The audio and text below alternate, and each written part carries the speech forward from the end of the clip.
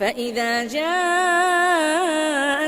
الحسنة قالوا لنا هذه، وإن تصبهم سيئة يطيروا بموسى ومن معه ألا إنما طائرهم عند الله ولكن أكثرهم لا يعلمون.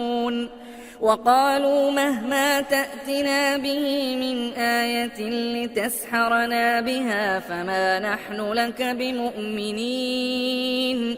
فأرسلنا عليهم الطوفان والجراد والقمل والضفادع والدم آيات مفصلات فاستكبروا وكانوا قوما مجرمين.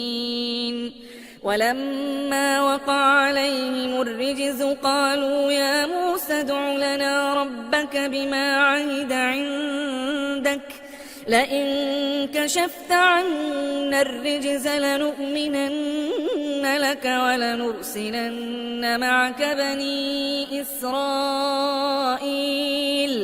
فلما كشفنا عنهم الرجز إلى أجل هم بالغوه إذا هم ينكثون فانتقمنا منهم فأغرقناهم في اليم بأنهم كذبوا بآياتنا وكانوا عنها غافلين.